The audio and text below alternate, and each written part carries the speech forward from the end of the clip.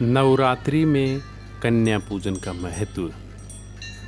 नवरात्रि में माँ दुर्गा की पूजा उपासना करने के उपरांत भी नवरात्रि पूजा पूर्ण नहीं मानी जाती है। नवरात्रि में कन्या पूजन के नियमों का पालन करने के बाद ही इसे पूर्ण माना जाता है, जिसमें कन्याओं को माँ दुर्गा का स्वरूप मानकर पूजा, भोजन और दक्षिणा देना शामिल है। कन्या पूजन करते समय हमें 15 बातों का विशेष ध्यान रखना चाहिए।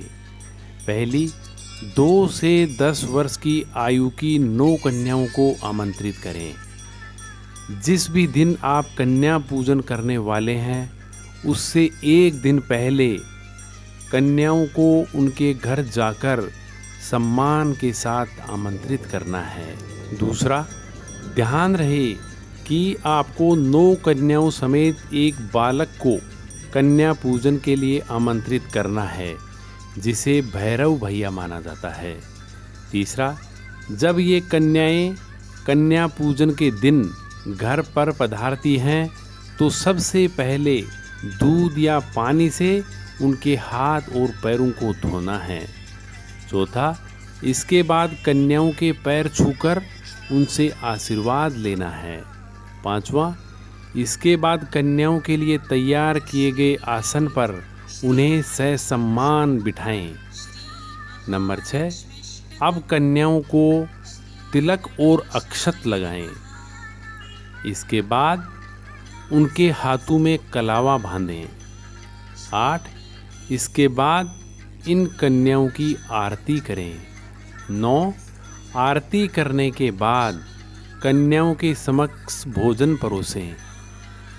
कन्याओं को खीर, हलवा, पूड़ी, काले चने, नारियल और अन्य स्वादिष्ट चीज़ें खिलाएं।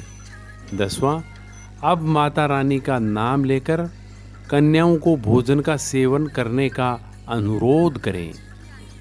11, इस बीच यदि किसी कन्या की थाली में भोजन खत्म हो जाता है, तो पुनः उसकी थाली में भोजन परोसें। 12वां, कन्याओं को भोजन करने के उपरांत ही उपहार भेंट करें, जिसमें उनको लाल वस्त्र, श्रृंगार सामग्री, फल, मिठाई और दक्षिणा दे सकते हैं। साथ ही उनकी पसंद के खिलौने या पढ़ाई से संबंधित चीज़ें भी उपहार में भेंट कर सकते हैं। 13, अब उनकी विदाई करते समय कन्याओं और एक बालक से अपनी भूल चूक की क्षमा मांगें। 14, इसके बाद उनके पैर छूकर उनसे आशीर्वाद लें। 15, इन सब नियमों को करने के बाद ही नवरात्रि कन्या पूजन पूर्ण माना जाता है। नवरात्रा के दौरान कन्याओं का उनकी उम्र के हिसाब से पूजन का अलग अलग महत्व होता है। जैसे यदि आप 2 वर्ष की कन्या का पूजन करते हैं, तो इससे घर से दुख और दरिद्रता दूर हो जाती है। वहीं माना जाता है कि 3 वर्ष की कन्या त्रिमूर्ति का रूप होती है। ऐसे में 3 वर्ष की कन्या के पूजन से घर में धन धान्य की भरमार रहती है, साथ ही परिवार में सुख और समृद्धि बनी रहती है। 4 साल की कन्या को कल्याणी माना जाता है। यदि आप 4 साल की कन्या का पूजन करते हैं, तो इससे परिवार का कल्याण होता है। वहीं 5 वर्ष की कन्या राधा रोहिणी होती है। रोहिणी का पूजन करने से व्यक्ति रोग मुक्त होता है। आपको बता दें, 6 साल की कन्या को कालिका का रूप माना जाता है। कालिका रूप से विजय, विद्या और राजयोग मिलता है। वहीं 7 साल की कन्या को चंडिका का रूप माना जाता है। उनका पूजन करने से घर में ऐश्वर्य की प्राप्ति होती है।